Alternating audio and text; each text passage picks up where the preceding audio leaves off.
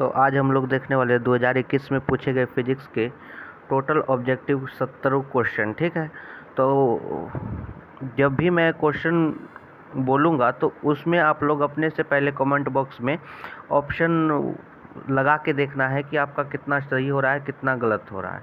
ठीक है, तो अब स्टार्ट करते हैं हम सब। ट्रांसफार्मर के लिए निम्नलिखित में से कौन सा कथन सही है? तो पहले आप लोग जल्दी से कमेंट करके देख लीजिए कि आपका सही हो रहा है या नहीं हो रहा है। तो ध्यान दीजिए, ट्रांसफार्मर जो है, ठीक है, वो उच्च वोल्टेज को निम्न वोल्टेज और निम्न वोल्टेज को उच्च वोल्टेज में चेंज करता है, वो भी एसी करंट का। तो ऑप्शन नंबर डी यहाँ सही है। ठीक है, तो सेकंड नंबर देखिए, चुंबकीय ध्रुव पारेवल का एसआई यूनिट क्या होता है? तो पहले एक बार खुद से ट्राई कीजिए। इसका एसआई यूनिट एम्पियर मीटर होता है, यानी ऑप्शन नंबर सही ठीक है। आगे बढ़ते हैं। पृथ्वी के चुंबकीय ध्रुवों पर नमन कोण का मान क्या होता है? तो पृथ्वी के चुंबकीय ध्रुवों पर नमन कोण का मान 90 डिग्री होता है। तो क्वेश्चन नंबर 4 की तरफ बढ़ चलते हैं, ध्यान दीजिए। सॉरी, निर्वात की चुंबकीय प्रवृत्ति का मान कितना होता है? तो निर्वात में चुंबकीय प्रवृत्ति का मान, तो एक बार खुद से लगा के देखिए, निर्वात की चुंबकीय प्रवृत्ति का मान 0 होता है, यानी ऑप्शन नंबर डी बिल्कुल सही है। आगे पांचवा देखते हैं, चुंबकशीलता म्यू के लिए निम्नलिखित में से कौन सा कथन सही है? तो चुंबकशीलता म्यू जो है वो चुंबकीय क्षेत्र तथा चुंबकीय घटक का अनुपात होता है, यानी option number B upon H बिल्कुल सही है। आगे क्वेश्चन नंबर 6 देखते हैं, चुंबकीय याम्योत्तर में पार्थिव चुंबकीय क्षेत्र, नमन कोण और क्षैतिज घटक और उदग्र घटक भी हो तो निम्नलिखित में से कौन सा कथन सही है? तो इसका खुद से एक बार मार के देखिए आप सबका कितना सही हो रहा है, ध्यान से। तो देखिए, तो 6 नंबर में जो क्षैतिज घटक है, चुंबकीय क्षेत्र का जो क्षैतिज घटक है वो उदग्र घटक तथा कॉस डेल्टा का गुणनफल के बराबर होता है, यानी ऑप्शन नंबर ए बिल्कुल सही है। आगे देखते हैं क्वेश्चन नंबर 7, विद्युत क्षेत्र के संचरण की दिशा होती है। विद्युत क्षेत्र के संचरण की दिशा होती है, ये विद्युत क्षेत्र और विद्युत क्षेत्र की तीव्रता और चुंबकीय क्षेत्र की तीव्रता के क्रॉस प्रोडक्ट के समांतर होती है, यानी ऑप्शन नंबर डी बिल्कुल सही है। आगे देखते हैं 8वां नंबर, प्रतिरोधों के समांतर क्रम में निम्नलिखित में से कौन सी राशि समान रहती है? तो ध्यान दीजिएगा, समांतर क्रम में जो है विभवांतर समान रहती है और श्रेणी क्रम में विद्युत धारा समान रहती है। आगे बढ़ चलते हैं क्वेश्चन नंबर 9 की तरफ। तो क्वेश्चन नंबर 9 क्या है? 1 हेनरी बराबर होता है। तो 1 हेनरी जो है 10 की पावर 3 यानी 1000 mH के बराबर होता है। ठीक है, यानी ऑप्शन नंबर ए ठीक है। 10वां नंबर, रेडियो एक्टिव तत्व के लिए निम्नलिखित में से कौन सा कथन सही है? तो TA बराबर 1/λ, ये रेडियो एक्टिव तत्व के लिए बिल्कुल सही है, यानी ऑप्शन नंबर बी। तो आगे बढ़ चलते हैं 11वें क्वेश्चन की तरफ। तो 11वां क्वेश्चन है, निम्नलिखित में से कौन है? ये बाइनरी डेसिमल का सवाल है। इसको बनाने के लिए आप 12 को 2 से बराबर भाग देते रहेंगे और जो शेषफल है तो कुछ इस तरह से आएगा और उसको उलट देना पड़ेगा, यानी ऑप्शन नंबर ए जो है बाइनरी टू डेसिमल रिलेशन को पूरी तरह से सेटिस्फाई करता है। आप सब निकाल के देख लेंगे। 12 नंबर देखिए, मूल गेट निम्नलिखित में से कौन कौन से हैं? तो मूल गेट एंड और नोट, ये तीनों मूल गेट कहलाते हैं। इससे ही नैंड गेट और आगे कई तरह के गेट बनते हैं। तो जो मूल गेट है ये एंड और नोट है, यानी 12 का ऑप्शन नंबर ए ठीक होगा। अब ध्यान दीजिए कि निम्नलिखित में से कौन आवेशित कण नहीं है? देखिए, अल्फा तो हीलियम का नाभिक है, बीटा कण एक इलेक्ट्रॉन है, डी खुद एक इलेक्ट्रॉन है, यानी ए जो है फोटोन, इसमें कोई आवेश नहीं रहता। 13 का ऑप्शन नंबर ए हो जाएगा। ध्यान दीजिए, कार्बन प्रतिरोध का रंग कोड में पीला रंग का मान क्या होगा? तो ध्यान दीजिए, इसके लिए एक ट्रिक बताया जाता है, BB Roy great Britain very good wife. तो इसी में 0 1 2 3 इस ढंग से लेके जाया जाता है। क्या बोला गया है? पीला रंग, तो बीबी रॉय। ठीक है, तो 0 से शुरू कीजिएगा तो रॉय, वाई जो है चौथा नंबर पे पड़ेगा, यानी 14 नंबर का क्या हो जाएगा? डी।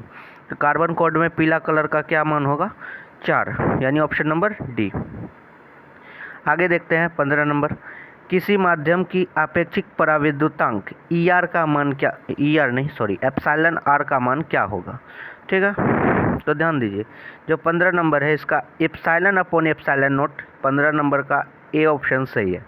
अब 16 नंबर देखिए, 16 नंबर क्या बोलता है, एक बिंदु आवेश Q से R दूरी पर है तो विद्युत विभव का मान पूछा जा रहा है ना। तो विद्युत विभव का मान क्या होगा, 1/4 pi epsilon not into Q बटे R, ठीक है, ऑप्शन नंबर ए। तो 16 नंबर हो गया। इसके बाद देखते हैं 17 नंबर। 17 नंबर क्या है, आवेश का पृष्ठ घनत्व बराबर होता है। तो आवेश का जो पृष्ठ घनत्व होता है वो किसके बराबर है, तो पृष्ठ का बात किया गया है तो इसका मतलब पृष्ठ का जब बात हुआ है तो क्षेत्रफल भी आएगा, और किसके अनुपात में क्षेत्रफल आएगा, तो वो आवेश के अनुपात में आएगा। तो कुल आवेश अपॉन कुल क्षेत्रफल, ऑप्शन नंबर भी बिल्कुल सही है। आगे बढ़ते हैं 18 नंबर क्वेश्चन पर। पानी का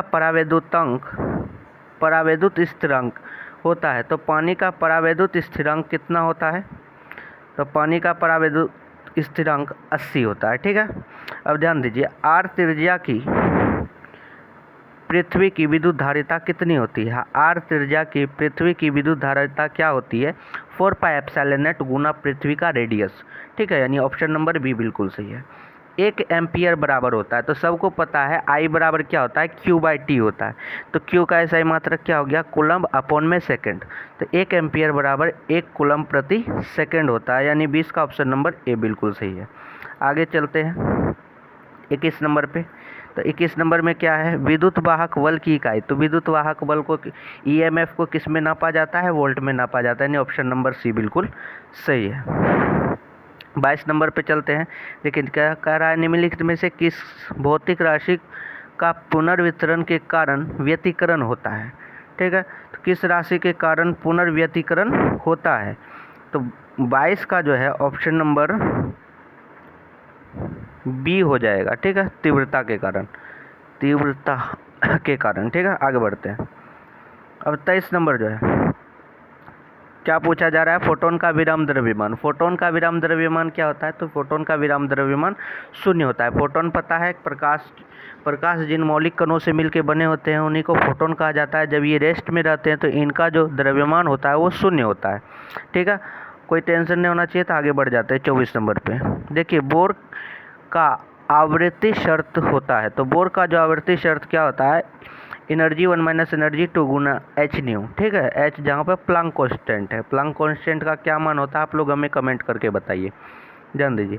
तो 25 नंबर बहुत ही इजी प्रश्न है। देखिए, सौर ऊर्जा का स्रोत क्या है, ये लोग 10 में भी पढ़ लेता है, ध्यान दीजिए।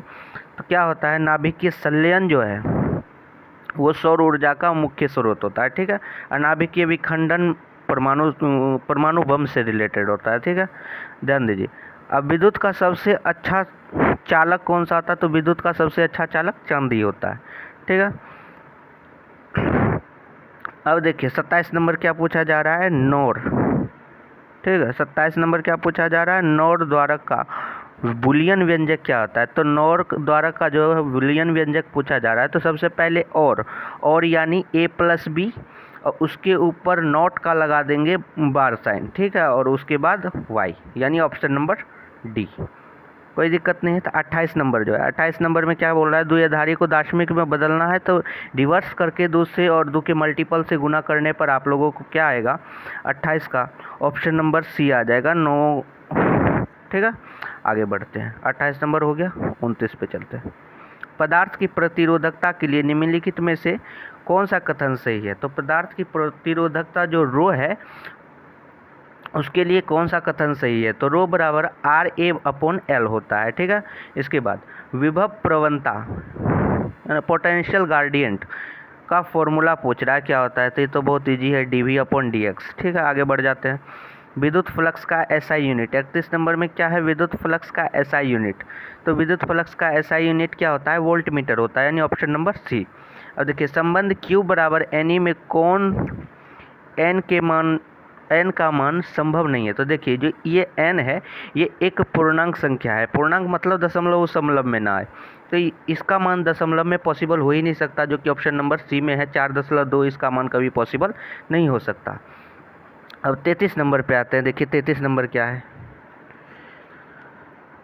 एक समांतर पट्टिका संधारित्र की धारिता के लिए निम्नलिखित में से कौन सा कथन सही है? तो epsilon not a upon D, ये बिल्कुल सही है समांतर पट्टिका संधारित्र की धारिता के लिए। कोई दिक्कत? आगे बढ़ते हैं।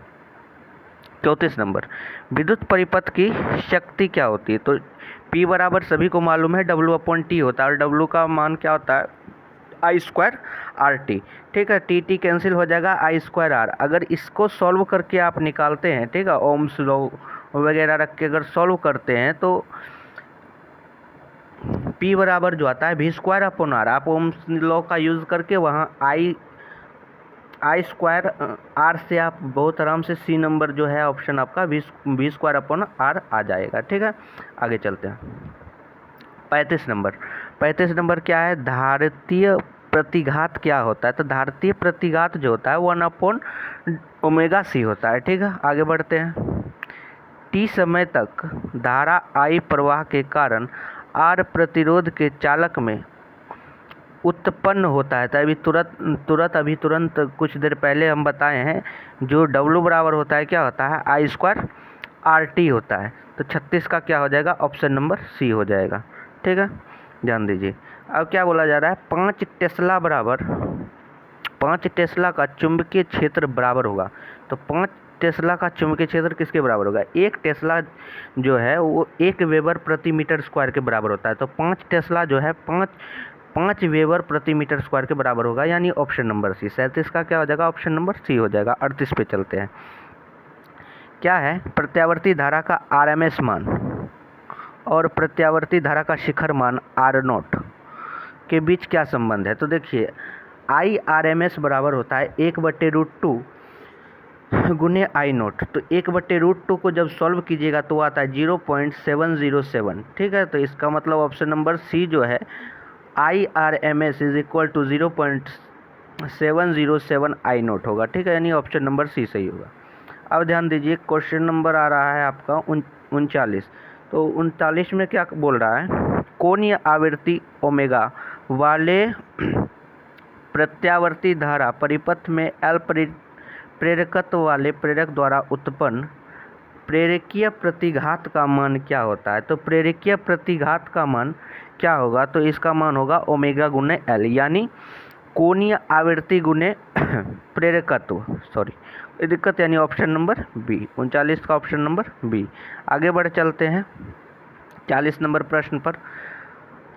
क्या बोला जा रहा है? शक्ति गुणांक के लिए निम्नलिखित में से कौन सा संबंध सही है? तो जो शक्ति गुणांक होता है वो यथार्थ माध्यम में शक्ति अपॉन आभासी शक्ति होता है, यानी ऑप्शन नंबर सी बिल्कुल सही है। आगे बढ़ते हैं। कार्बन कोड में कार्बन प्रतिरोध के हरे रंग के क्रोड का मान क्या होगा? तो हरे रंग के क्रोड का मान क्या होगा? अभी कुछ देर पहले हम आपको ट्रिक बताए, BB Roy great Britain very good wife. तो बीबी रॉय से शुरू करेंगे तो ग्रेट ब्रिटेन है ना, ग्रेट जी कहाँ पे आएगा? 0 से लेके अगर स्टार्ट करते हैं गिनना तो बी रॉय OY और उसके बाद क्या है? जी है।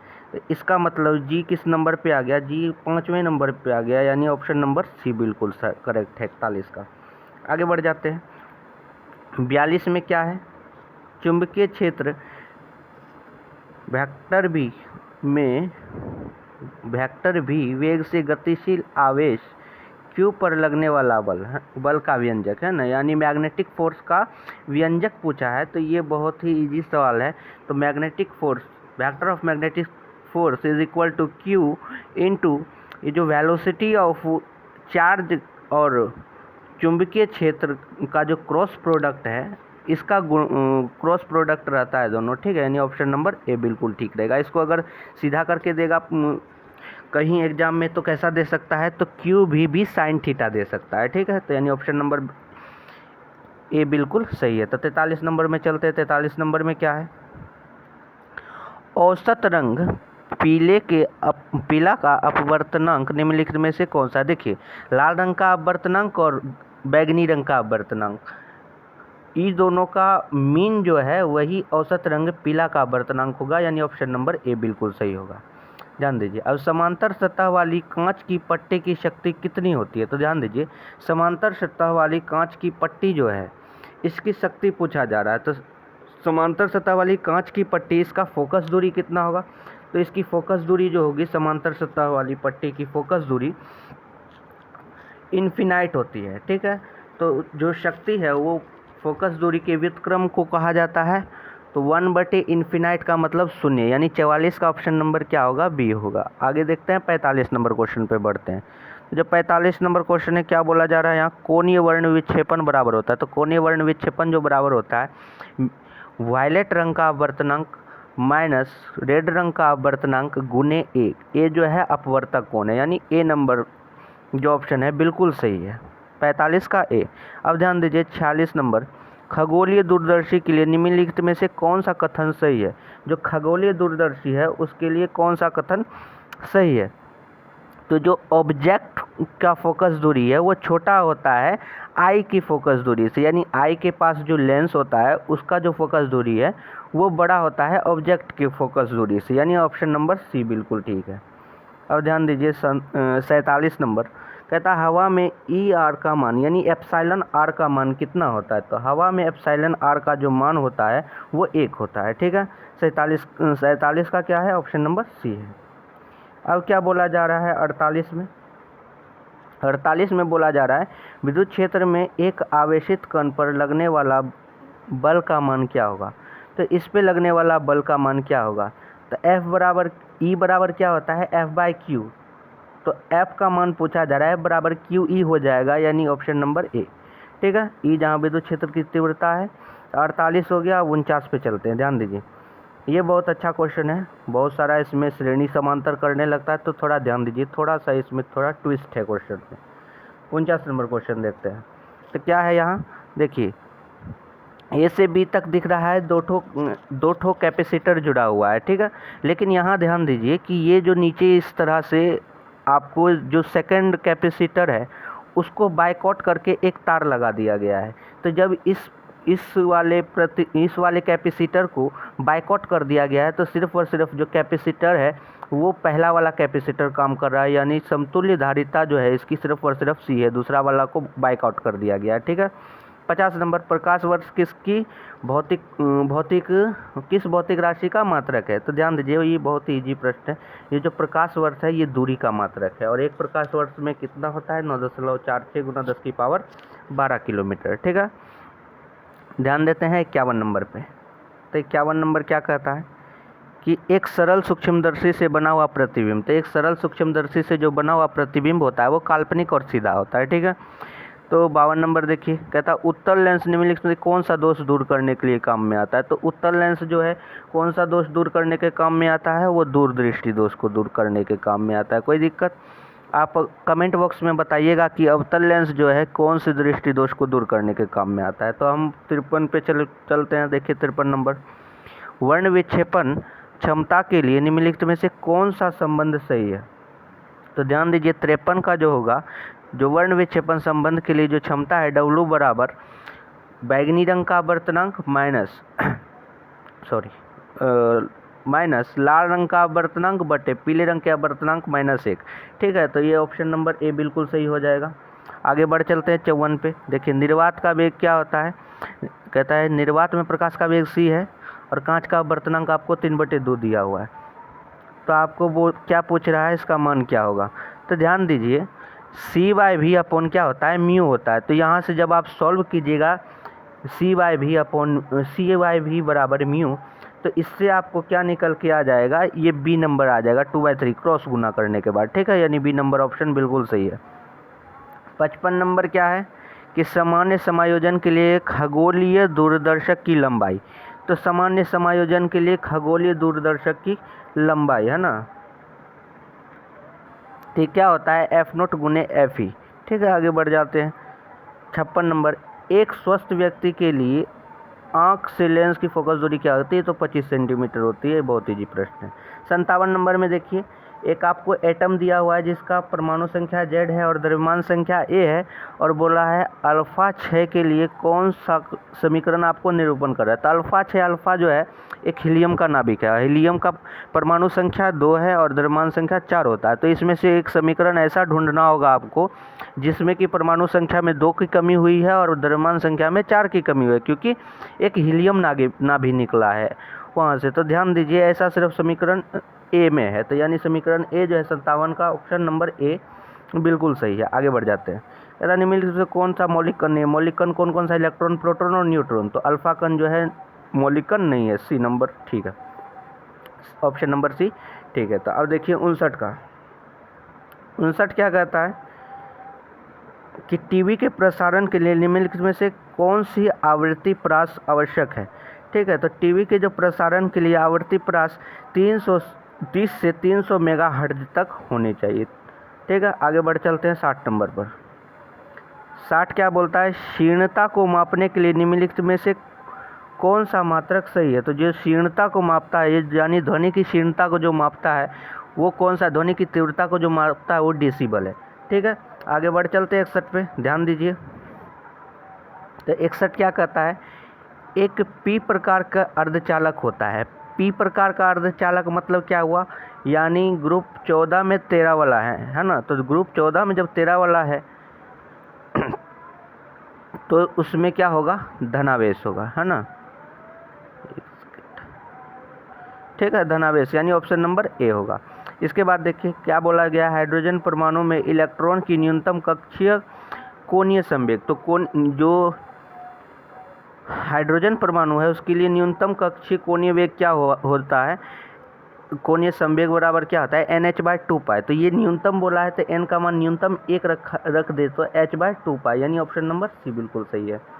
क्या बोल रहा है कि दाता अपद्रव्य में परमाणु के संयोजकता। तो दाता अपद्रव्य में परमाणु की संयोजकता कितनी होती है? 5 होती है। कोई दिक्कत?